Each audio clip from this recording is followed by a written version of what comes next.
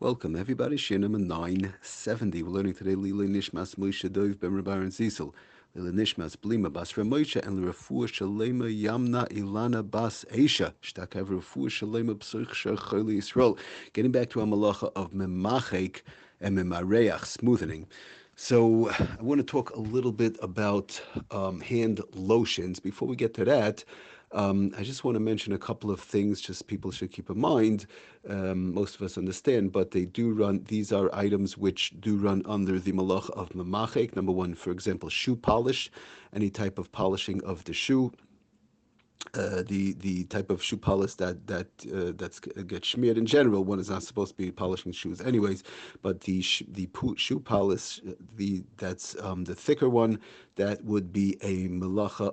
That would fall under the melacha deraisa lemaisa of memachek. Also, toothpaste. In general, toothpaste is quite a number of issues which come up in reference to brushing one's teeth. First of all, you have the toothbrush itself. There's a question of schitas seyar.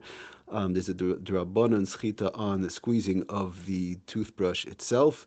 Number one. Number two, regular toothpaste runs under the malacha of memachek, and that's not allowed to be used. They do have various different type of toothbrushes that they sell with wider bristles that are sort of like I think plastic, or they're wider bristles, and also they have a type of a toothpaste that's if you want to call it a Shabbos toothpaste, that's sort of like a liquid, so that would not be memachek. It's the regular toothpaste, the regular, jelly type toothpaste, all that runs under the melacha of memachek. So one has to be careful in reference to using regular toothpaste or, of course, shoe polish on Shabbos. Just a few more things before we get actually to the hand lotions. We spoke about lipstick, of course, can be used. Also, chapstick. It brings on the Sefer Shabbos home.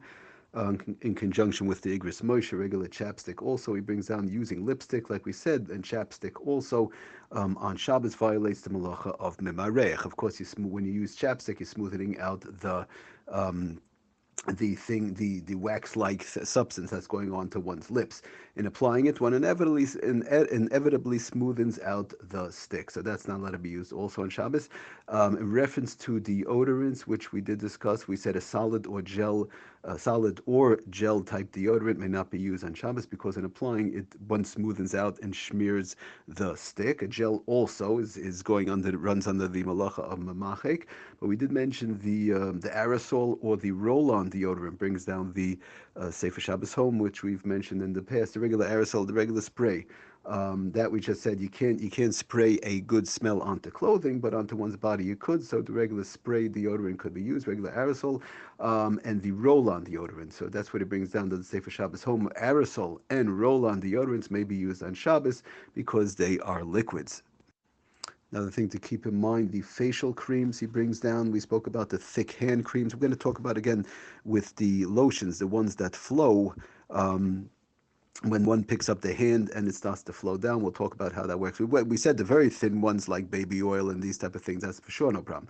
But then even a little bit thicker, as long as it flows, in general, there are major poskim who do matter that, but we'll talk about that. But the thick facial creams, thick hand creams, the thick ones, those that which we've spoken about in the past, he does bring down the Sefer Shabbos home. Also, one should avoid all solid facial and hand creams may not be used on Shabbos. Their use taka violates the Isser of Memarech. It's like the Desitin Vaseline type of a thing. The same applies to thick lotions. The thick lotions, which is like a glob type of a thing. You put it on your hand, you pick up your hand, for example, and it's just basically a glob. It doesn't flow at all. Okay, the ones that flow we'll talk about. Liquid creams and lotions in general may be used, but we want to get a little bit more into that in the upcoming SHIUR. Just want to try and go through a few more things that people should be aware of. Silly putty, he brings under the Sefer Shabbos home. Regular silly putty, Play-Doh. A lot of times children play with Play-Doh. Modeling clay.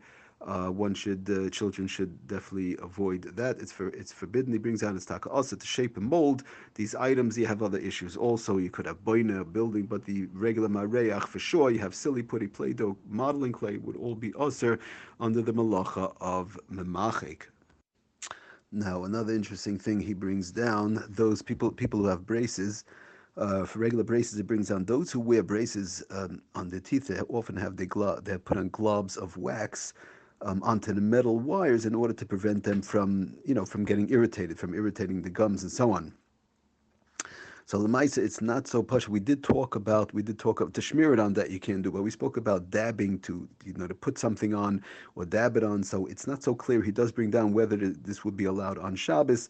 Generally it's us placing thick substances onto a surface. Now again, we're not talking about where there's a major illness or these type of things. Just stam on braces to avoid a little bit of irritation and so on. So generally, he brings down that it is takat. The Chazal said it was usher placing thick substances onto a surface, even if one does not smoothen it out, because there's a possibility that one may inadvertently smoothen it out. So this would indicate, he brings down again, does the Sefer Shabbos home, that this would be falling under the Isser, but Lamaisi, he does end off that one should put it on obviously before Shabbos if it's feasible, obviously to put on this wax before Shabbos, and once it's on the teeth, once it's on in the braces, on in the mouth, whatever happens. That's not the issue, but it's the putting on that we have an issue on Shabbos. So if somebody really needs, they should talk to their Rav and find out, to talk to their Rav Paisik or whatever it is, and find out. That's what it brings down. Therefore, one who wishes to use the wax on Shabbos, they forgot to put it on before Shabbos, or they can't put it on before Shabbos, they only can put it on Shabbos. So then they should just double check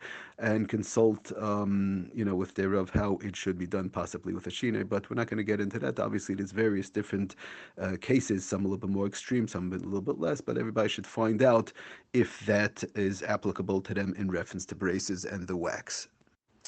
Now, another interesting thing, which we mentioned last time, even by regular thick creams, but in general, squeezing out a tube is not a problem. He brings out a person may squeeze food out of a tube, for example, cream. We said even if it's a thicker cream, even like ointment, like Desitin or the like. In general, I know people ask me over the years also in reference to schita, is that a problem of squeezing cream, squeezing anything out of a tube does not fall under the category of squeezing of schita halachically, and it does not fall under the category of MEMACHAIK. So in general, most of the items that one squeezes out of a tube, whether it's the creams, and we're not talking about how to put it on, but now we're just talking about using the tubes itself, or if it's squeezing food out of a tube. There's no issues of schita over there. And the same thing by cream, squeezing the item or ointment out of the tube itself, we mentioned last time, would not be a problem. I just wanted to add the part that there is no schita also. So in general, squeezing these items out of a tube is fine. Now, the only thing he does bring down to avoid, provided no decorative or useful shape is formed. Sometimes you squeeze it out of a tube, and at the end it forms like a fancy star or forms like a picture. They have these various different type of things. So that's running into a problem of boina. That's a separate issue. Tikkun mana, boina, building, and so on. So that's a separate issue we're not going to get into right now. But if it's just a regular tube, it's fine, unless it has some sort of a fancy form at the end. That's what, like we mentioned last time, the reason is, in this case, the schita, we understand. That's not schita is only when something is absorbed. If the item is not absorbed in something else, there is no schita. It has to be absorbed, number one. And as far as the memachik, we mentioned last time that the person, even though it might smoothen out the ointment or the food or whatever's coming out of the tube, the person has absolutely no kavanah at all to smoothen out the item. They couldn't care less if it gets smooth, doesn't get smooth. They just want to get it out of the tube, so it's ein mischav, and there's no problem with that at all. Okay, thank you for listening. Atzlach and bracha, kol tuv.